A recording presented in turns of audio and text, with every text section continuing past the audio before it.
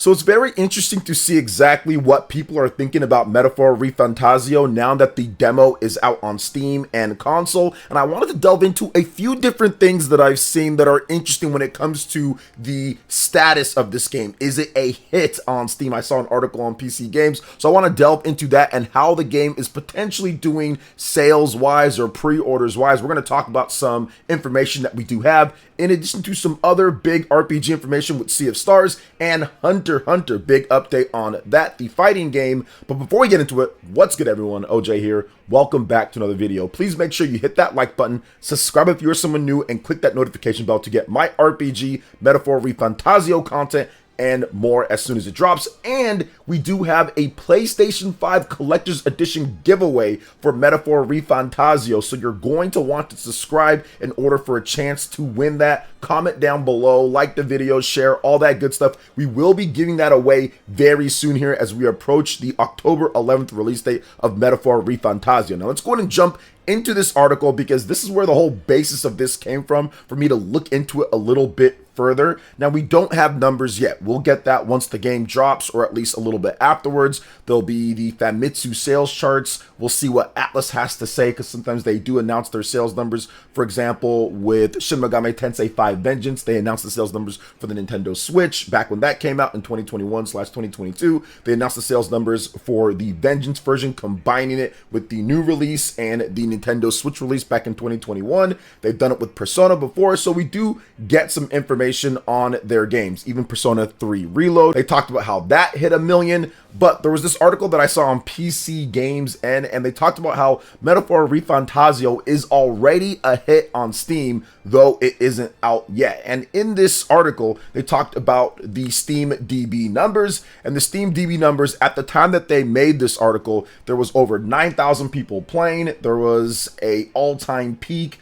of over 12,828 players. So I wanted to look into that in terms of how it's doing right now at this point and kind of break down everything. Now, the demo's been out for a number of days as of the time that I'm recording this video. The all-time peak is still 12,828. There's about 4,600 players in it right now. The 24-hour peak is right about at 7,000, a little bit under that. So does that mean that it's already a hit? Well, as a demo and not a full game, and you're talking about PC, Steam, and DB, it's not necessarily accurate on everybody who's playing the game, but these aren't terrible numbers for a demo. Now, I would have expected maybe a bit more, just because this is from the creators of Persona 3, Persona 4, Persona 5, some of the best RPGs of all time, and Persona 5 being one of the best-selling turn-based RPGs in modern history, at least JRPGs in modern history. So I would have expected a little bit more, but people are playing it. It's doing okay for a demo. So you have to realize that, hey, it is PC, Steam, not everybody's accounted for. There could be some other things that aren't logging it, but for the most part, this is not a bad all-time peak. It's not bad for a demo, but we'll see how things shake out for the full release. Now, let's talk about exactly how it's going to sell, or potentially how it's going to sell. Well, what can we track?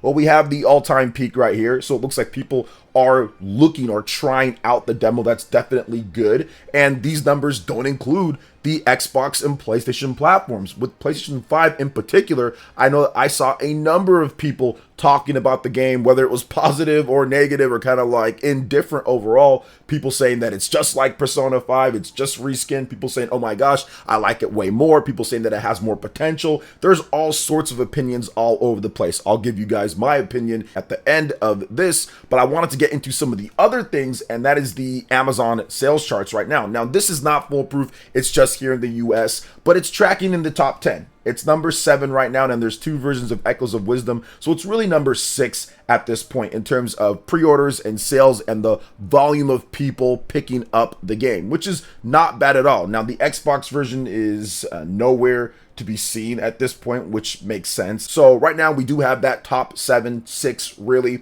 And if you're looking at it overall in the Famitsu Most Wanted, people are anticipating it. It's also a top 5, top 10 type of game in that list as well. So there is some hype, there is some anticipation, but the jury is still out on how well this game will ultimately end up doing. It's a $70 game. It's their first, or actually no, it's their second now with Persona 3 Reload, but their first brand new title to do that. So Atlas has kind of moved over to the $70 game, which once again we did see with Persona 3 Reload, but I do feel that that might hurt it when it comes to Xbox and when it comes to PC. That might hurt it a bit. I think that PlayStation 5 players are a little bit used to $70 for brand new games, so it's not quite as bad on that platform. I think that it's going to probably do best on PlayStation 5. You also have to look at Japan. That is the lead platform, PlayStation 4 and PlayStation 5 for Japan, so you're probably going to see the biggest bulk of sales there until we get a Nintendo Switch 2 version, which I do think that we're going to get later down the line. So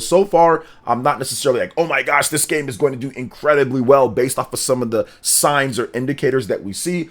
But what we do see is that there are people anticipating the game. There are people pre-ordering it on Amazon. There are people that are checking it out on Steam, but it's not quite enough yet. This is not any type of definitive proof that it's going to be a massive hit or it's already a hit or anything. So that article that I saw on my phone this morning and I wanted to say, let me investigate a little bit more here. Let me look through all the different stuff. It's not quite a hit at this point. I don't think the Steam DB numbers and what we've seen on Amazon here and the Famitsu Most Wanted, that's not quite telling. We have to wait and see once the game actually comes out and we start seeing, okay, how long does it sustain the Amazon bestsellers? What is it debuting in the Famitsu sales charts? How did it debut in the UK? How did it debut in these different countries? And then compare it to stuff like Persona 5 or Persona 4, Persona 3 Reload or SMT, then we can kind of gauge exactly what's happening here with these sales numbers. So not quite yet being a hit, but I do think that it's off to an okay start. Little concerning,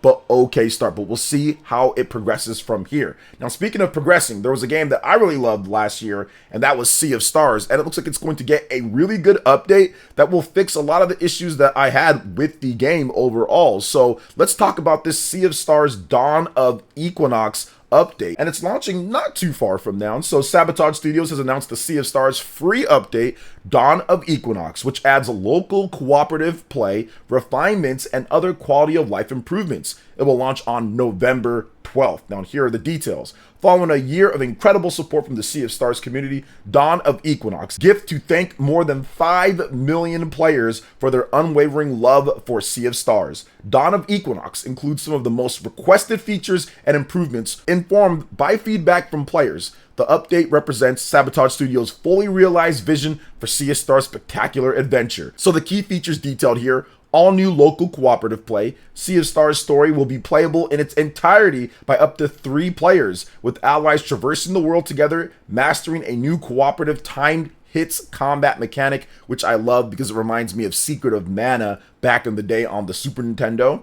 Combat 2.0. The addition of mystery locks brings a new gameplay loop around revealing the ways to break the spells of enemies each time a new type is encountered in battle, along with reveal functions added to some of the playable cast special skills. Combo points now remain after battle, offering new ways to open certain encounters or test different damage types on enemies to reveal their locks. A comprehensive balancing pass has also been done to reflect both these new changes and player feedback since launch, which the combat, in my opinion, was one of the things that I felt absolutely needed to be refined. Although I loved Sea of Stars because of the atmosphere and the story and so many aspects, the combat felt just a little bit wonky at times, a little bit weird, a little bit redundant, and I think that these changes are really going to help out with Combat 2.0. Now, a revamped prologue implementing combat for the young versions of our heroes. The updated flow does away with the flashback structure to begin in childhood, directly including action in the prologue, which,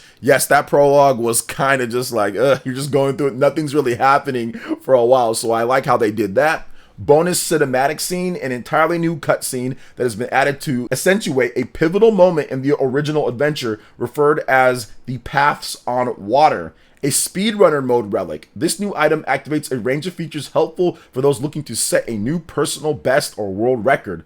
Difficulty presets, another big one here. 3 difficulty options are now available when starting a new game, which are presets using the game's relics. New relics have also been added, both for quality of life and difficulty adjustments. We have more localization, so we have a comprehensive French-Canadian translation for Quebec's finest Solist warriors and quality of life improvements, a constellation of general updates and improvements spanning Sea of Stars full campaign. So Sea of Stars is available pretty much on every single platform at this point. There is a paid downloadable content, Throes of the Watchmaker, which is due out in spring 2025. But all the stuff that we talked about are free updates. So this is definitely good to see. Local co-op, having that there. Families can play together, friends can play together right there. So I love that addition. The difficulty presets is awesome. The Combat 2.0, love that as well. So these are all really good changes that already takes a really good game and makes it even better. A lot of people compared Chained Echoes and Sea of Stars and games like that, and I thought that maybe Chained Echoes had a little bit of an edge, especially in combat. There were some other things that I think Sea of Stars did great, but I think that with this update, definitely that conversation will be brought back up. But I say this, play both of them. They're both absolutely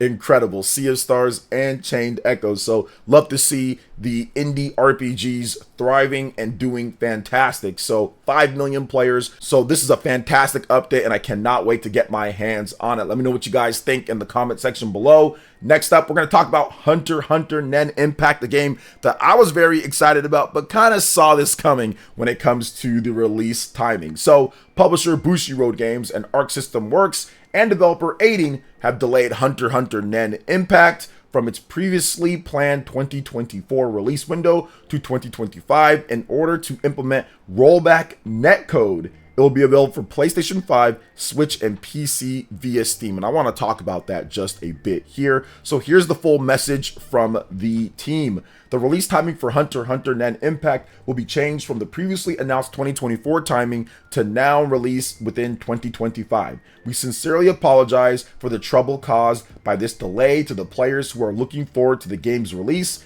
This delay is so we will be able to implement rollback netcode for release. Rollback netcode is a system that reduces the feeling of connection delay when playing online matches. We made this decision out of a bit of concern that players would not be able to fully enjoy the game in a state where some players would encounter issues with online play given the nature of fighting games. The release date will be announced at a later time. We appreciate your understanding and we continue to work to provide the best game possible from the Hunter x Hunter Nen Impact production team. So I want to talk about this because this is something that we discussed on my live stream when we were looking at this. For those who don't know, I'm a huge Hunter x Hunter fan. I absolutely love the anime and I've been waiting for a good Hunter x Hunter game, and this is going to be it. Aiding, they developed the Clash of Ninja series, they've done Marvel vs. Capcom, and they've been support on a lot of various fighting games that have been very good over the decades that they've been around. So I'm a big fan of Aiding. I think they do great work. And Hunter x Hunter Nen Impact is a game that I was really looking forward to, but that whole we're not doing rollback netcode thing in 2024,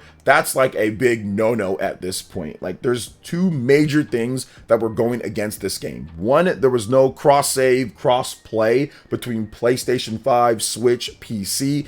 That was a big problem because your player base, I mean, who's going to buy the game on what platforms? Where are they going to be playing it most on? You have to really worry about that instead of just having a big group of players being able to all play against each other like most of the modern fighting games that come out multi-platform. But then the other big thing was the no rollback netcode. So they're still using delay-based netcode where you're going to have issues trying to play against other people if they don't have the best connection or if you're really far away from them. So these were two major problems that we saw. Heck, even when you have rollback netcode, you can still have a lot of issues. Look at Multiverses when it launched. There were so many issues with that game. Yeah, there were a lot of games that went fine with it. I played it, but there were so many issues with the rollback netcode. So even if you implement it, it's still not perfect. So you need to take as much time as you actually can within the budget and scope of what you're doing in order to make sure that you nail rollback netcode and you get everything right with the game. So there's still the big issue though of not having cross play, cross save.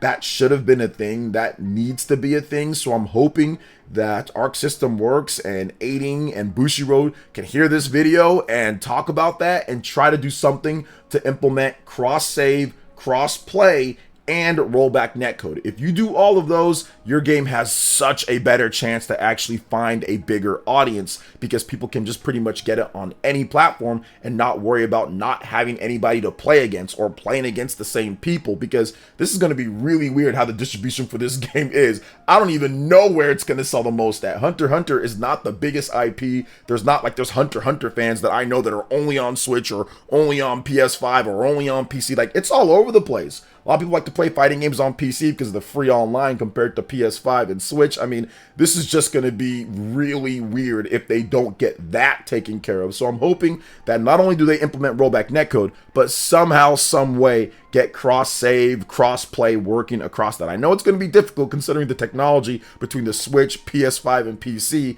but something has to happen. I mean, at the bare minimum, at least PS5 and PC crossplay. So at least that. But we'll see what happens here, guys. Let me know what you think about everything that we discussed, from Metaphor ReFantazio to Sea of Stars, and of course, Hunter x Hunter Nen Impact's delay. Let me know in the comment section below. All right, guys, that wraps it up for this video here. Thank you so much for watching. I do appreciate it. Please make sure you hit that like button, subscribe if you are someone new, click that notification bell, and check out my other Nintendo Switch RPG videos and more right here on screen. Thanks for watching. We'll catch you guys for the next one. Peace.